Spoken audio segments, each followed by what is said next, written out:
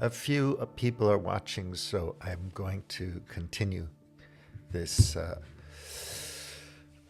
on the radar uh, and sticking with the theme uh, of basically problems versus solutions and actions.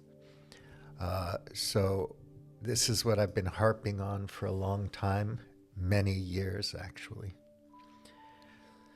And if you're watching The Great Game and you're a fan of The Great Game, you notice that social norms are very powerful. Culture is very powerful.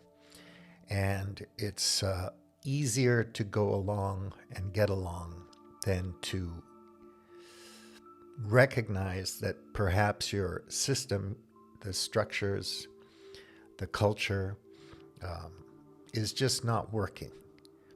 Boom and bust happens, and we're convinced that it's just a thing that we have to go through, and then we carry on. But now we're coming to a point in time where, well, actually, it's not a point in time. It's a period of time, a period that's ongoing, where we are definitely going to run out of resources, and in particular, oil and gas. Now, it's debatable, how many more decades we have to party hardy. But as I've mentioned over and over again, the poly crisis is more than one thing. It's a lot of things. And they're all adding up. They're all working in concert to make people feel like there's something wrong, even if they don't understand what's wrong. And if you're doing some reading, then you're familiar with people who have written good books about all kinds of things: science, politics, economics, history, sociology, anthropology, whatever your interests are. And you've learned something. You've learned a thing or two over the years. And this is a wonderful thing. It's nice to know stuff, but it's just knowing stuff. If you know stuff about your work, your profession, your business, then that's great because it helps you accomplish what you want to accomplish, be successful, get what you want, etc. But understanding things generally about the world, geopolitics, the competition between great powers, current conflicts in the world and whatnot, they don't seem to matter much to people. People want to get on with life and have a lot of fun. So I don't have many friends. Not because I'm not fun to be with, but because people don't want to talk about these things at all. So I have to keep my mouth shut and, use my salesmanship to fit in and have some company. But that's nice. I enjoy that. But trying to suggest that people need to get together and do something is over the top. It's a bridge too far. It's too much to even mention. Not even asking, but to mention it is foolhardy if you want to have friends, people to hang out with, and so on. So that's life. You're getting older, and you're going to be alone more or less until you expire. And if you don't want to be alone, you go, to the bowling group or the archery group. You get some hobbies and you spend time with people that way. And hopefully in the classroom, there's 2 or 3 people that are sympathetic and like you, and maybe you'll be able to watch each other's back or be nice to each other. My old friends, mostly drinking buddies and people I shared hobbies with, they want nothing to do with my nonsense. So I'm not going to get much support if I publish something on my website. Could be like, I'm very happy to ignore this guy. Makes me feel good. One of the best things I can do today is ignore this guy. He's such an asshole, such an idiot. There's all kinds of people who work harder at disseminating information about the problems. I was scrolling through Medium this morning, and there are so many articles about the poly crisis, and call it what you will.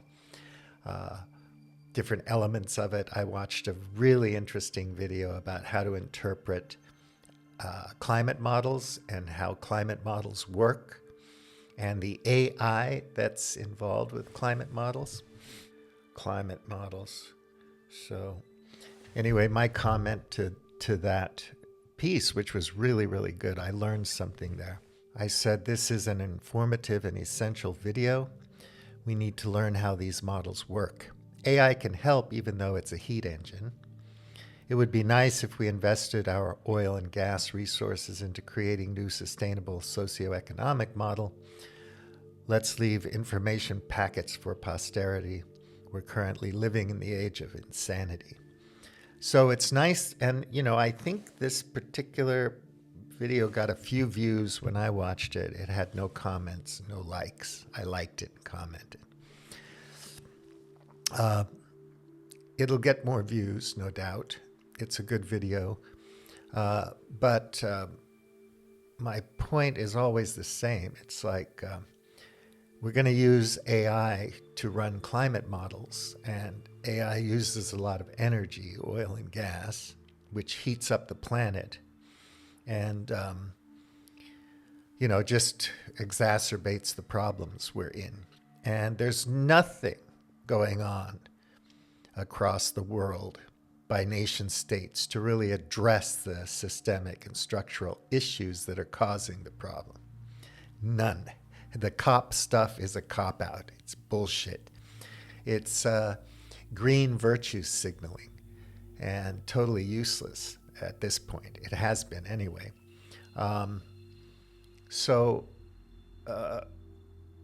What's the point? I mean, I want people to do climate science and to figure out what's going on.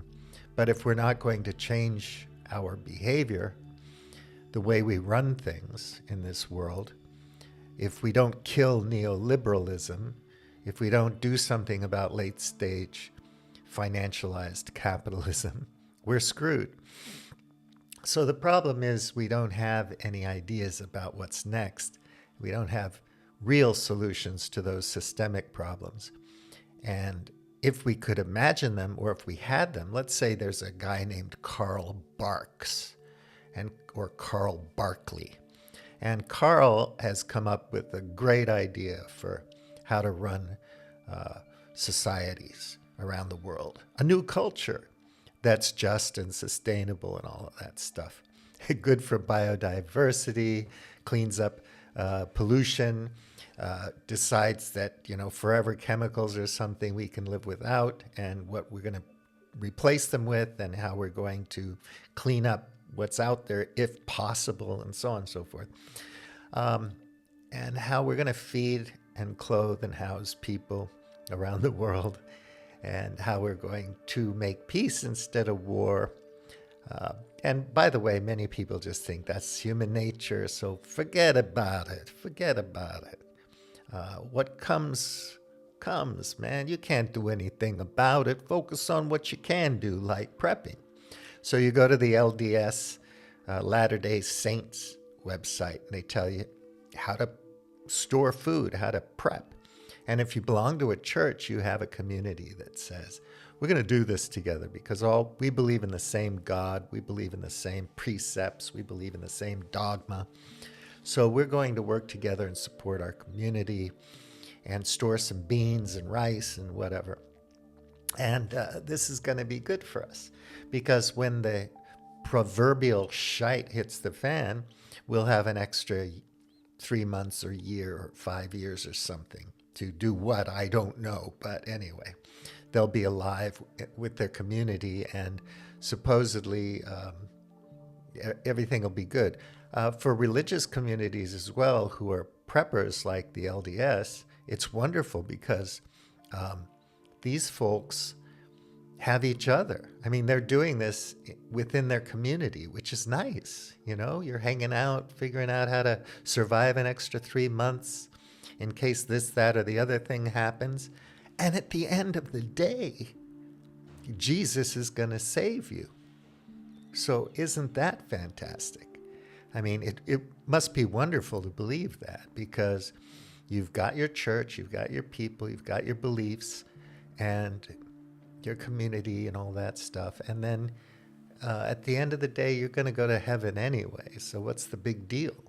And other religious sects have similar things. They can be martyred and they're going to go to heaven and be heroes. It's odd that in Syria, you know, the Muslims just want to kill each other in that region, and that they never cared about Palestinians ever anyway. So no matter what happens, the different cliques, whether they're Zionists or Hasidic Jews or secular Jews or American Christian Zionists or whatever, you just name a clique, they have their beliefs and they believe that they're going to be saved, or that the outcomes that they fight for are the best outcomes. So we have this kind of absolutist belief in belief, basically. Eric Lee says, abandon your beliefs. That's not going to happen. And you want to be an RK species. Well, so what? I mean, nobody's talking about any solutions, and nobody's willing to sacrifice for them. This is the pickle we're in. This is the conundrum. This is the problem. This is the predicament. So at some point, as I've said many times over the years, panic will set in and we will be forced to do something to survive. I often wonder what I would, if I'm the guy that walks passively to the cattle car and gets put in a concentration camp to starve to death, or if I would kill one of the bad guys before I got killed, or if I'd commit something else, you know, take my own whatnot, before they came for me, or if I'd run to the ends of the earth if I had the resources. If I'm Peter Thiel, would I build an island in the middle of the ocean with my own private navy and so on? You know, it's all absurd to me, but I wonder about it just because, you know, I've read stories and things, and I wonder what I would do. So hopefully I won't have to experience that, but other people around the world experience it every minute of every day. They have to make those choices, who to feed, whether or not to go on for another day of horrific suffering. And the rich West doesn't care. So the wealthy West is going to wait and enjoy their lives until heads start to roll in their own country. And then they're going to wonder what to do. And, you know, it seems to me like that's a sad way for things to go. But at the same time, we have to be honest. If we wanted to change things, if we had the will, the agency, the power, the imagination, we would have done it decades ago. Because this problem has been brewing for a long time. People have known about it for hundreds of years. And, you know, this, Club of Rome or Carl Sagan in the 80s, or, you know, after the dot-com bubble or the financial crisis of 2008, the mortgage crisis, or whatever you want to talk about, there have been more and more people talking about it. There's kind of a bandwagon effect where everybody gets on the train and starts to digest and understand the predicament, call it what you will, and then articulate it. I did the same thing. I'm doing the same thing. So I wanted to learn about it. I spent time reading and whatnot. I learned. And so I'm still in the same situation. Nothing has changed. And things just keep going in the same direction I've mentioned accelerationism in the past, techno-optimism, all that kind of thing. Altruism, all that kind of stuff. But regardless of what I know about the world, it just keeps going in the same direction. And now, obviously, people write ad nauseum about Trump. What's going to happen when Trump comes in? And I was listening to Alexander Dugin talking about that, and he was just saying, whatever happens, it's good as long as it's different from what's been happening. Maybe whatever he does that's so different might inspire people around the world to do something. And that was a good point. But anyway, he's a disaster. He's wrecking everything. So why is he back in power? Anyway, he is, and come what may, right? You've got the oligarchs now up front and center with their super fans, ready to loot the world. And they're being supported by the masses in doing so. Of course, there are individuals out there that will shoot somebody because, there's lots of guns in the States. People fetishize violence, and so that kind of thing's going to happen. And when it happens, got people on both sides talking about it. I was watching Piers Morgan, which is torture. I can't stand that person, but he's just a person. He's making a living, and he for the guy who choked somebody out on a subway in New York is a hero to some and a villain to others. And Marines should know that if you choke someone for 40 seconds, they're out cold, and then you can tie their hands and whatnot. But you choke them for 6 minutes, they're dead. But anyway, an unarmed person who was having a bad day was killed because he was annoying people.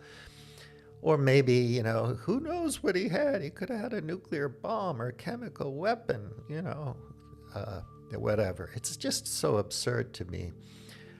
Having lived in many countries around the world where professional law enforcement is trained to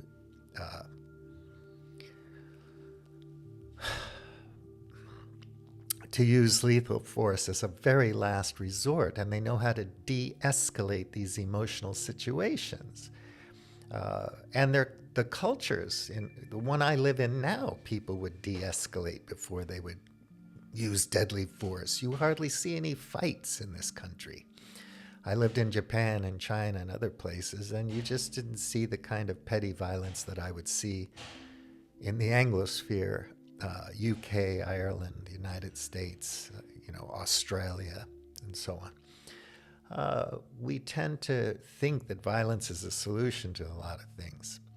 I don't like that. But anyway, I've lived in other countries where it's not like that.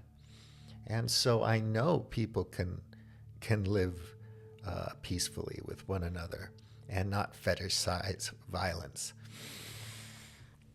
Anyway, so, I'm just going splintering off into so many directions because there's so many elements to this and perspectives to this and layers to it. But there are different ways of doing things, but we're not finding them and we're not implementing them, which is tragic. So this brings me to the article that I want to discuss today, only one. It's good. I will read my comment to it if I can find it in here.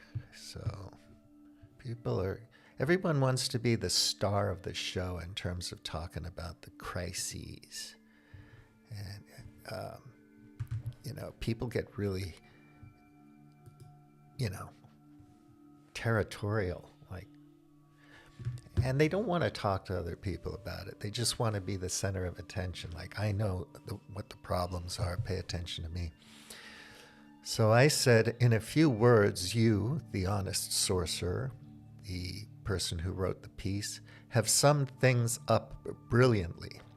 From my reading over the decades, I have encountered many people who understand the problems with the great game. That's my term for the thing, and a few who have some reasonable, workable ideas about how to extricate ourselves from this pathological culture and build something more just and sustainable. What I mean is, like, I haven't seen very many people with these new ideas. Well, with all the great ideas we've had over the past 2 centuries after the advent of modern techno-industrial civilization, we find ourselves here, now, accelerating towards decades of pain followed by oblivion. It's a possibility. It's within the realm of probability. Jamie Wheels, Occam's razor, Pascal's wager, and Bayesian probability. It's there. It's right in that sweet spot.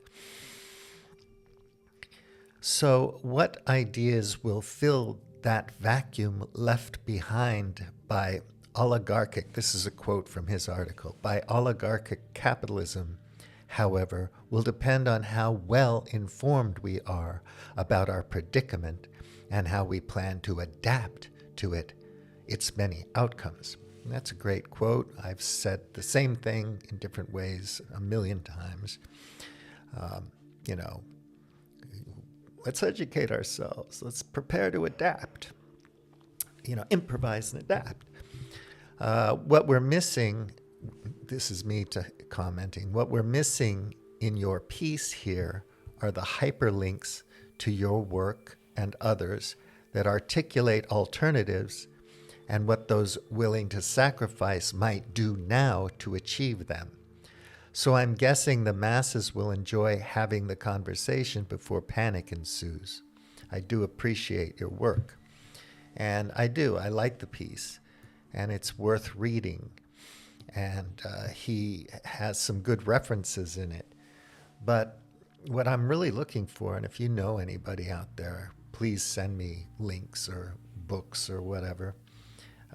And if you know any organizations that are really doing anything, I'm not talking about Black Lives Matter or, Extinction Rebellion or any of the usual stuff that's not getting anything done. I mean, I commend people who do whatever they want to do to make their world better, and especially people who sacrifice a few hours a week to that end. I think they're doing the best they can, and some of them are heroic people.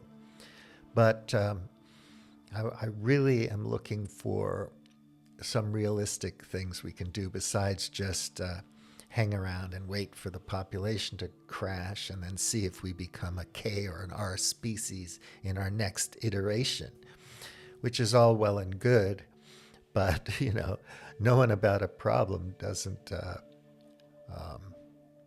solve the problem.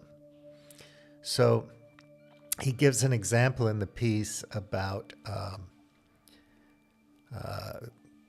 the Soviet Union 33 years ago, the collapse of that, and how we could learn a lot from that. So it was failing for a long time. We had perestroika and all that kind of stuff, but eventually it fell. He's called Yurchek. And he coined a phrase called hypernormalization. And this is what we're in now. Today we're witnessing the same phenomenon in Western democracies, with ever weirder and weirder things happening, only to be hypernormalized in a few days' time. So we see that, right? I mean, I couldn't have imagined the Middle East the way it is now. But it's hyper-normalized. I mean, we have been prepping to normalize these things for a long time.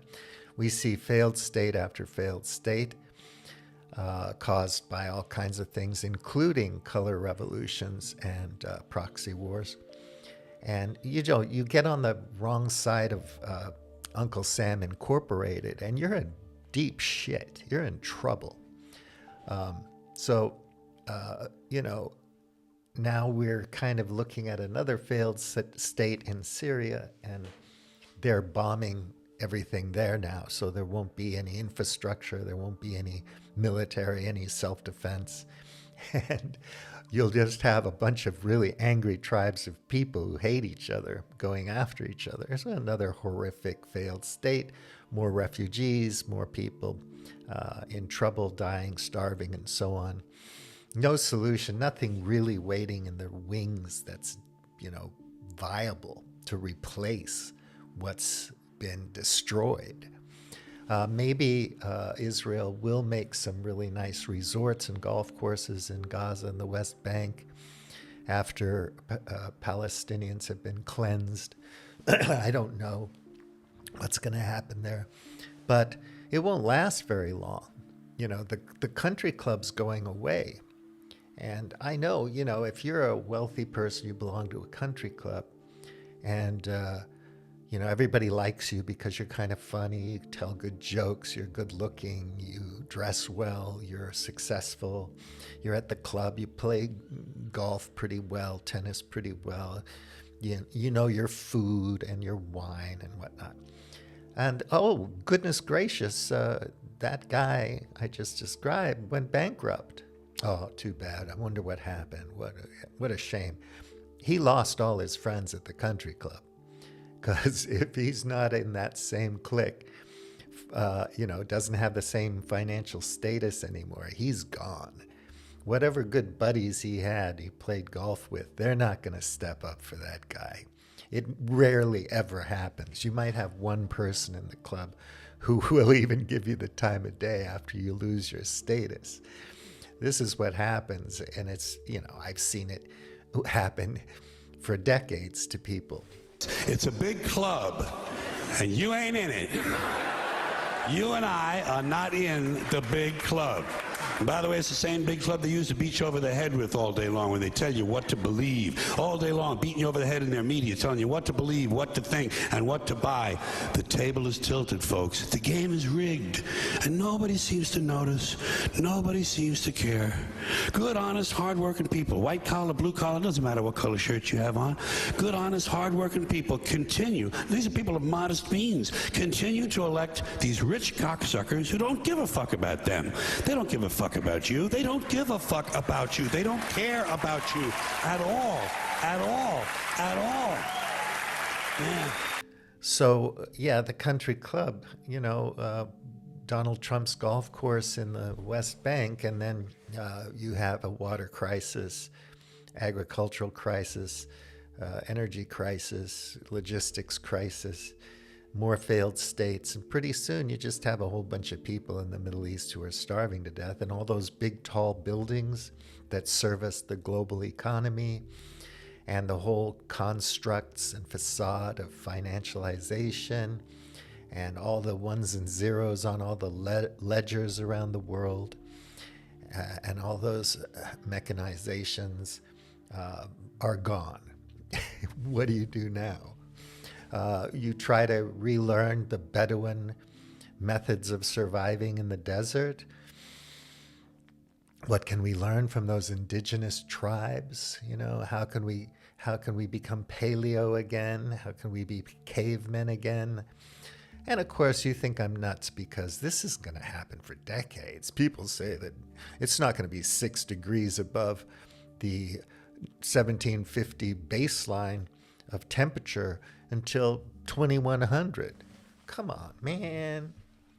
Let's go to the NFL game. So anyhow, he talks about that. The West is not a democracy, and the rest is not an autocracy. He delves into the, nuances there, which I talk about all the time. But, because I read people like Richard Wolff that he references, and there's a thought experiment that he does, which is quite good. Take a look at your everyday life. Wherever you live on the planet, you most probably work for an organization, be it a corporation, a small business, civil service, or an administrative office. You spend most of your life there, and you experience absolutely no democracy. Zero. Nada. On the contrary, you are subject to the whims of a boss unless you own the business yourself. Why? When was the last time you, as an employee, could vote on which project to take on, what products to sell, where to source the raw materials from, or what to spend the profits on. Similarly, if you are a boss, when did you allow your subordinates to vote on these matters? Your superiors, or you as a head of a business, are expected to have complete authority with a right to tell others what to do, what not to do, what values to believe in, and with a right to decide how much to pay for their work and when you can fire them.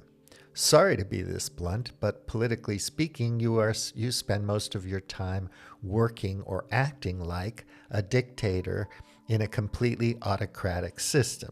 So, yeah, I've followed Richard Wolff for a long time. This is a very interesting thing he goes on about that you should look into at some point. Read this article and follow the links. So he says in the article, he mentions nothing of importance gets decided on elections. Sorry, but when you have to choose between two pre-selected, thoroughly vetted candidates who will say and do exactly what their sponsors think they should say and do, that is not democracy. So I make fun of it all the time. It's annoying. Democracy, freedom, blah, blah, blah. Such a system cannot even be called a republic, let alone a representative democracy. It's by definition an oligarchy, the rule of the wealthy, a coercive power structure relying on public obedience or outright oppression, and in which power rests with a small circle of the rich and powerful. Elections are just used to obtain the consensus of the governed, thereby achieving quiet obedience. While nothing substantial ever has the slightest chance to change, and it's not just me saying this, but also academics publishing studies in the Cambridge University Press. So this is a quote. The central point that emerges from our research is that economic elites and organized groups representing business interests have substantial independent impacts on U.S. government policy, while mass-based interest groups and average citizens have little or no independent influence.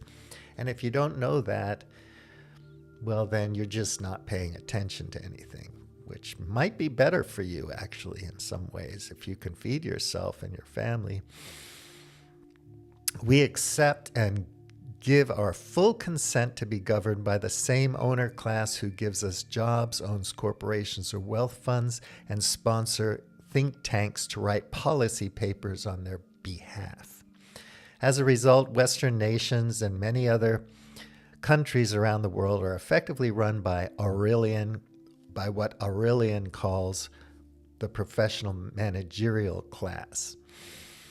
A select group of technocrats in full service of economic growth with only one goal in mind: to achieve a relentless rise in profits for their sponsors and more power for themselves.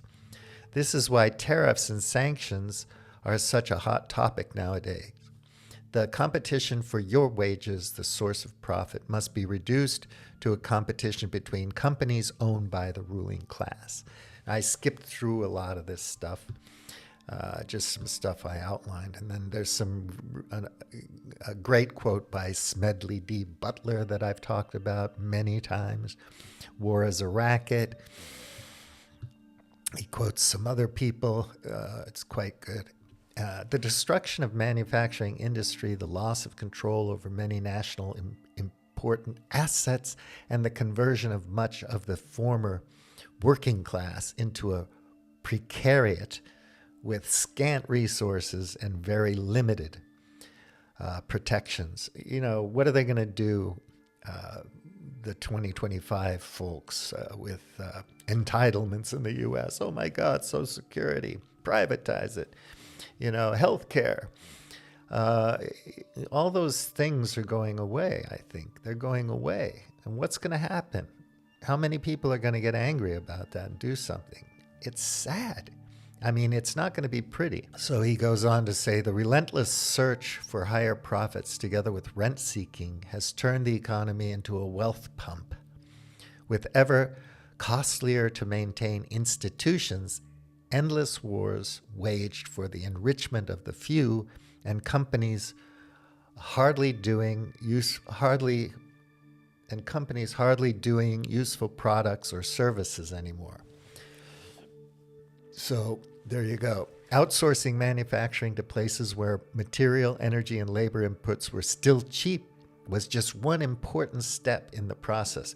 Now that there is nowhere left for production to be outsourced to, and when in fact we would need to bring industries back home, we were left with an economy wholly dependent on financialization and imports based on global supply chains spanning across the globe. The West has ended up producing nothing it needs except more inequality, with billionaires vying for power and more elite wannabes with student loans to pay. So I've said this many times in different ways. And if you're paying attention or you know, you'll know this. And still we do nothing. So yeah, I worked in China. I took advantage of labor arbitrage, technology transfer, and the benefits China was giving me for that, and on and on. So I've seen it from different perspectives in Japan and other parts of the world. I know this thing from experience as well as from my reading.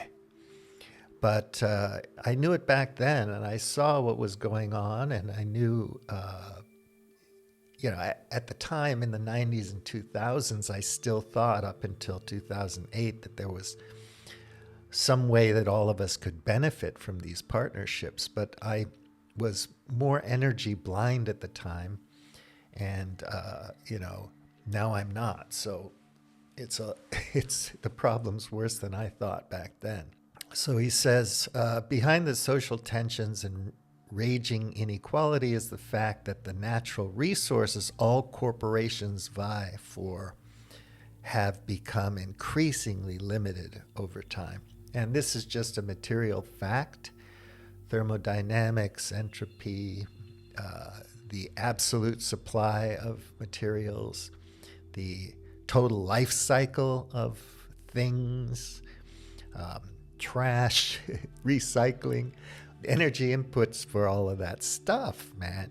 It's, if you could find all the copper in the world, and, people do try to inventory how much copper there is and so on and so forth. Is there enough to maintain this system? For how long? Even if we electrified everything and so on, And we're not investing our oil resources in a change, and it would have to be a socioeconomic change and a cultural change. And I think, like the problem of consciousness, socioeconomic, social, and cultural change is the hard question, the hard problem. It's just not easy to do. And there's so many people pushing back from the other side, and most of them are parrots. They have no intellect. They have no understanding of how the world works. They're not well read. They don't care that much. They're just out for themselves. And, they go on TV and spout nonsense, and people listen because it sounds about right to them, to the audience.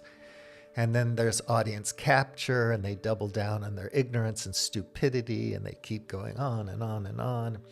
And the airwaves are full of this crap, this utter fire hose of nonsense. And it's tragic. And people who make sense get drowned out. And of course, if you're not playing the game, you're a nobody. You're not going to be a member of the club in the first place. Never mind that you're going to be bankrupt in the future. You won't be playing golf at all. So he has a graph here about oil production, and as Nate Hagens and all of his guests, because it doesn't come from him, know, these resources getting more expensive, EROI, energy return on investment, to get. And so we're in a conundrum. Notice how we could have surpassed today's production figures in 1980 already, were it not for a finite resource on a finite planet, and how we would be baked to a crisp in a 5C world by now. So the energy cost of drilling, however, has more than quadrupled since then and has started to act like an ever-increasing tax rate on the energy left available for the rest of the economy, chipping away more and more from the meager 1.4% annual growth rate in energy output. Everything's about energy, stocks and flows. So unfortunately, the math just doesn't bode well. And you don't need to know advanced calculus or, theoretical mathematics or physics to wrap your head around it. It's pretty basic stuff. Like I forgot the guy who did the math thing. He's talking about exponential growth and whatnot. How that works. Sure, strictly monetarily speaking, there are still no limits to growth. Governments can still print or conjure into existence as much money as many paper assets as they wish, right? Their wee problem is that the physical output of the extractive economy, still powered entirely by oil, can no longer keep up with their desired pace of money creation. So another thing Nate talks about. Bitcoins and all that stuff claims on increasingly limited amounts of resource and energy flows coming at an ever-increasing amount of energy invested. The question poses itself, what good is all that money? For if large masses of people cannot buy a higher level of consumption with it, if the annual amount of oil, minerals, wood, and grain coming out of the system cannot grow as fast as the amount of monetary claims made on it, then what becomes of the value of money, stocks, and bonds? Once you can understand that all economic activity is underpinned by energy, and that most indispensable form of energy comes from oil, a divorce between the growth of monetary claims and that of the oil-powered economy can mean only one thing: inflation. I wager it won't be long for traders to realize that a shrinking economic output does not correlate well with rising stock prices. And when that happens, well, I'll leave the rest to your imagination. Anyway, inconvenient truths and whatnot. The usual outcome for all of this is a totalitarian dystopia or outright chaos. Meanwhile, both the public and the elite failed to register that we in the West have slowly become the late-stage Soviet Union. Of course, the term perestroika was replaced with a myth of a green revolution. But just like in the case of the late USSR, it was done without addressing the heart of the problem, a complete corporate takeover resulting in the plundering of this planet and its people. So here's a quote here from Richard Murray. Financialization, rentierism, exploitation, and greed can coexist for a while, but then it can't. So, Hemingway, right? How do you go bankrupt? Slowly at first and then all at once. The next financial crisis might be much bigger than the last two because of this, though. Asset prices collapses, which seems likely, create banking collapses. I hope the Treasury has a plan for that happening. The likelihood it's going to need it. It's going to need a plan, but we don't have a plan. We need an entirely new system based on something entirely different than a search for profits and shareholder value. We need to put industrial civilization to where it belongs, into hospice care. And then that quote that I mentioned in my comment. And there are dozens and dozens of people writing about this. We need a new system. So what kind of system do we need? Do you have any ideas? Do you have any sources? is anyone doing anything out there that could possibly have a chance of changing things. The power is so great now in the hands of the oligarchs and their minions, the players of the great game and their service personnel. And they're wreaking havoc on the world. And you don't notice it because you're doing okay right now. And that's nice. You know, you go to Denmark or Germany. Germany's having a problem. Austria's having a problem. But there are pockets in, Holland and France and all over the place. People are doing pretty good. And they're not interested in any of this stuff.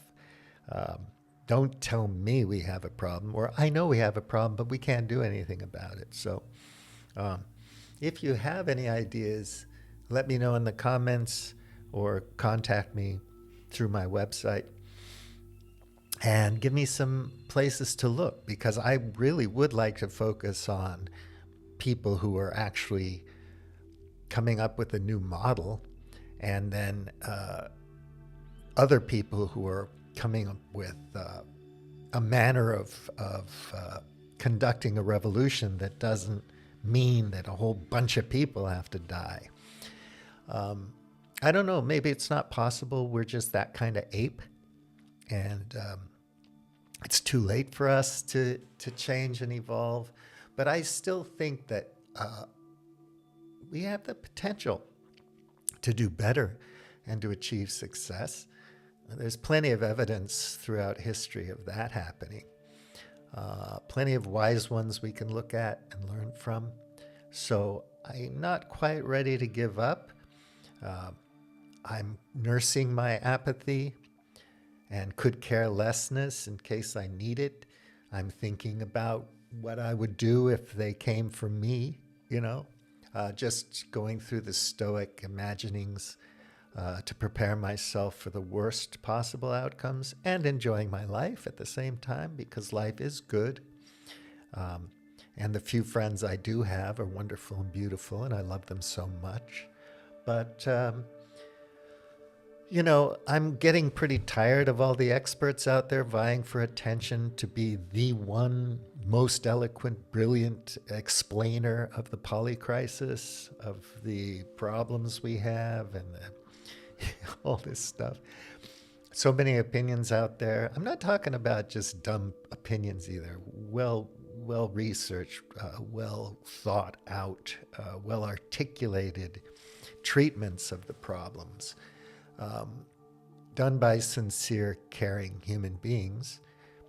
But there's just no hyperlinks in there to solutions, or to what do we have to do to take the power away from the oligarchs? What do we have to do? And can we convince a critical mass of people around the world to do that? And keep in mind that Indians have their own way of looking at things. India's many things, many cultures, many languages. It's not a monolith. And neither is China, neither is Russia. If you're looking at the poles, the multipolar world, let's say the China sphere and the Russia sphere, Eurasia and the Euro, neoliberal American Anglosphere, or whatever you want to call it, all with nukes, all armed to the teeth with nuclear weapons. They're not monoliths either. Look at the United States. People are at each other's throat there.